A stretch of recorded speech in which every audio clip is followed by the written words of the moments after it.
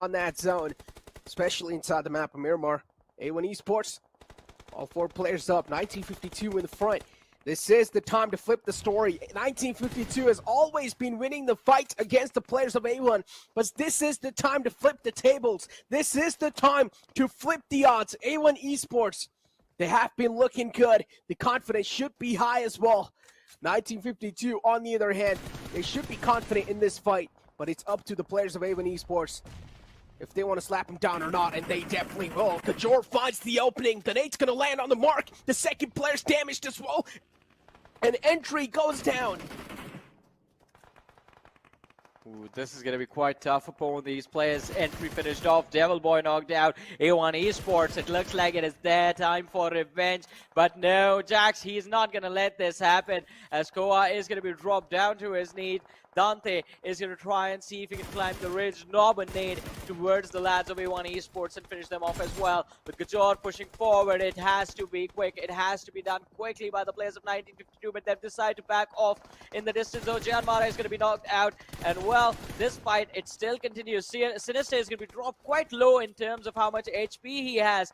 And 2 players just barely surviving with slivers of HP. The nade, if it's close enough, is going to be able to secure 2 knocks, but no, it was overcooked. Just blows up in the end. No damage right there. And A1 Esports, they're still going to be 3-man strong. Yeah, but at least they neutralized the threat that was near them. And 1952 got pushed back. They got suppressed. All the confidence down the road. As A1 Esports, now they're catching a bit of hurt from the side of T2K. T2K looking to keep the pressure on. But indeed, it's going to be tough.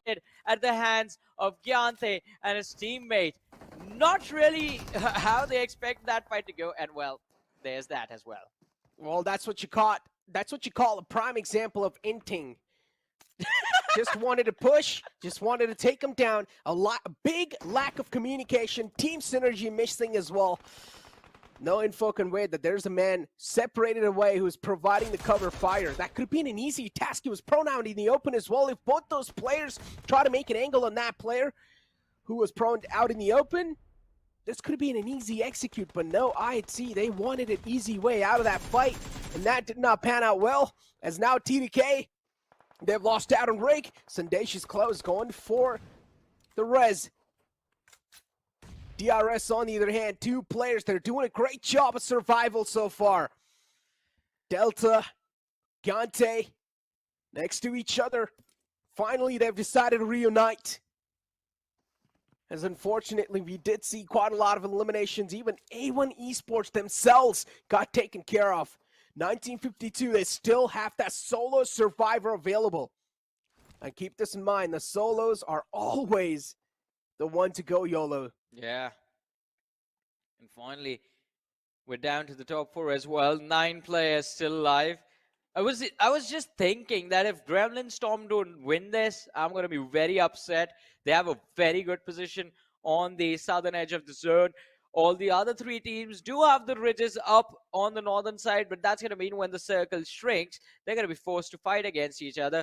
And Gremlin Storm can use the extra time to their advantage. Just move a little bit further towards your right. Stay away from the lads of DRS who know your exact position. And Train to Kill is, well, in a few short moments, I believe they are going to collide with DRS. And there it is, in fact.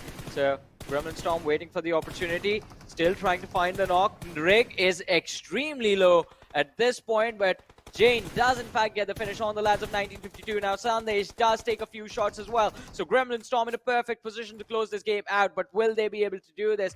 They have the numbers. They have 3 players remaining. They have the position as well. The nade is going to be lobbed towards Jane, and well, they do have a knock secured as well from the side of T2K. So it's 3v2v1 now. In order to win this fight, Gremlin Storm needs to find the knockout, needs to find an opening against Jane, but unfortunately they've been picked off from both the sides. A sandwich, and unfortunately the cycle is going to complete as well. DRS out the fray. Nice cleanup from the side of Memo. 2 players knocked out. Jane's going to be the only man saving the story, keeping the fairy tale alive for the side of T2K. And there's no one nearby. It's a one-on-one situation. Memo, keep your heads tucked down. Don't be too greedy. I'm pretty sure you've heard the story of that greedy goblin. Do not be one of those. Greed is bad, especially in these moments. Those elimination points will be secured easily, and that is a Yeah. bait right there. Sandesh out in the open, crossing right like that. It's a bait. Do not fall for it. Peeks Well, out once more. Jane not able to react in time. no utility on either of them. Otherwise, this game would have been over. But Necro, I completely agree with what you said. It was about the greed, and the mistake has been made. Now Jane knows where Memo will peek from. Jane, he also needs to reposition himself, but he has nowhere left to go. Even with being prone down, even while being prone down, Memo can still use that free look mode to his advantage to scout where Jane is headed. But the blue zone is here. Memo is going to take a little bit of extra damage, and that does, ladies and gentlemen, change the game entirely. It is going to be T2K walking away with a win in Miramar. And even though it was a little anticlimactic with